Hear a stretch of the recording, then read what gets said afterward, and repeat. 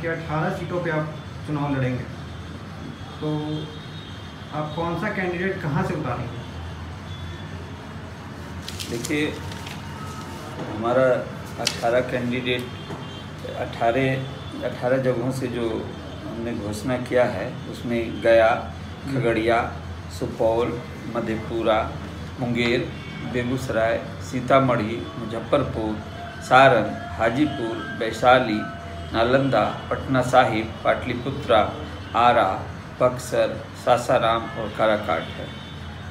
तो इन जगहों में गया से श्री राजेश कुमार पासवान, खगड़िया से श्रीमती मधुबाला देवी, सुपौल से श्री संजीत कुमार चौधरी, मधेपुरा से श्रीमती भारती खां, मुंगेर से श्रीमती अनीता सिंह चंद्रवंशी, नालंदा से श्री बद्री नारायण सिंह, पटना साहिब से श्री अजीत कुमार सिंह और पाटलिपुत्रा से रंजिता सिंह चंद्रवंशी। इसमें हम लोगों ने ये निर्णय लिया है कि ये 18 सीट में सामान्य वर्ग को 2 सीट, पिछड़ा वर्ग को 3 सीट, अति पिछड़ा वर्ग को 10 सीट और अनुसूचित जाति को 3 सीट, इसी आधार पर हम लोग चुनाव मैदान में उतरे हैं। और हम लोगों का जो मुद्दा है, बिना किसी पार्टी के आलोचना किए हुए अपने काम की ओर अग्रसर होते हुए हम लोगों ने निर्णय लिया है कि अति पिछड़ा समाज और राजनीतिक रूप से जो पिछड़े समाज हैं, उनको उचित राजनीतिक भागीदारी देने के आधार पर, उसके बाद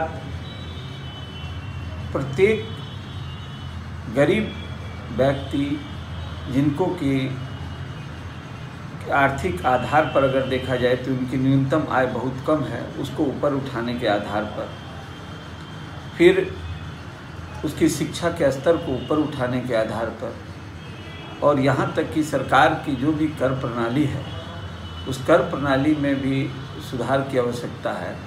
और आम जनता पार्टी का ऐसा मानना है कि जिस तरह वाष्प पृथ्वी से ऊपर उठता है, उस तरह जनता को कर लगना चाहिए, और जिस तरह से बारिश होती है उसका लाभ लोगों को मिलता है, उस तरह से कर का लाभ लोगों को मिलना चाहिए। इन सभी मुद्दों के आधार पर हम लोग उतरे हैं और मुझे भरोसा है कि जनता इन मुद्दों पर, जो वास्तविक मुद्दा है, अब शिक्षा की स्थिति, शिक्षा का स्तर बहुत नीचे चला गया है।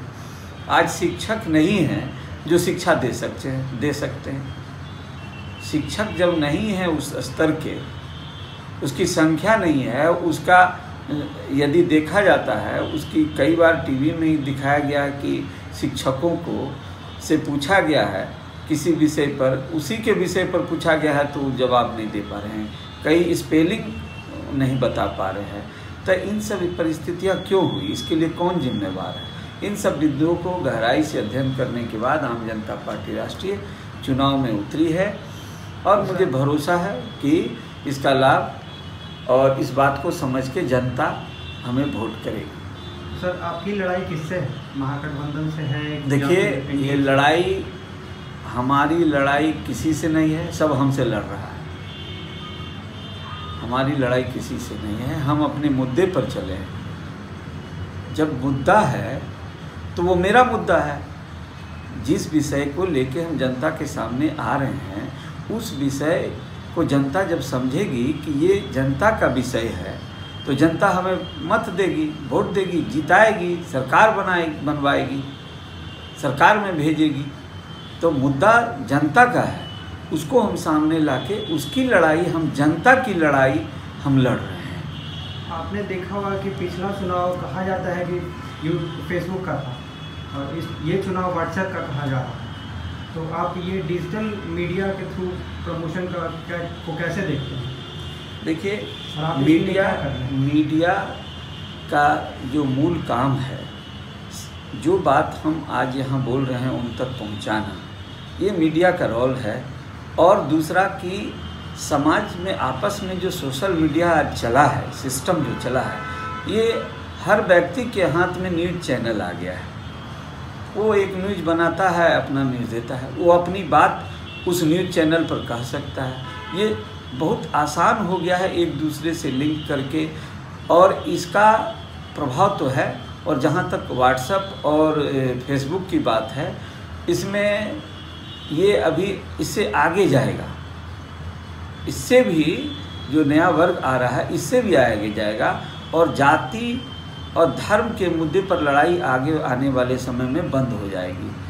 वास्तविक मुद्दा ही ये मीडिया जो है, सोशल मीडिया वास्तविक मुद्दा को ही पटल पर लाएगा, और वास्तविक मुद्दा के आधार पर जो पार्टियां चुनाव मैदान में आएगी वही पार्टियां रहेगी, अन्यथा जातीय आधार पर पार्टियां जो आज बनती जा रही हैं वो समाप्त हो जाएगा।